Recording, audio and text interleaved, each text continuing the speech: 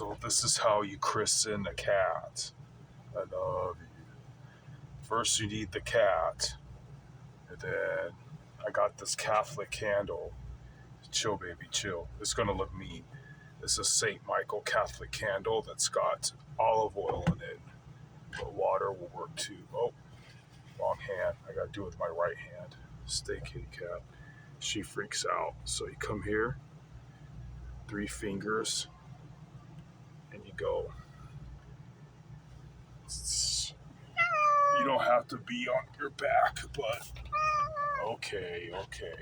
In nomine Patri, e Filii, e Spiritui Sancti.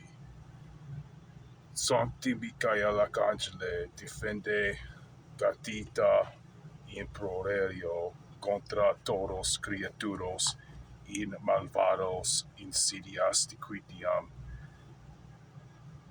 Amen. So, okay, kitty. Come here. No, you need to get your love. Was it that bad, kitty? Is it that bad, Lou? So that's how we christen the cat.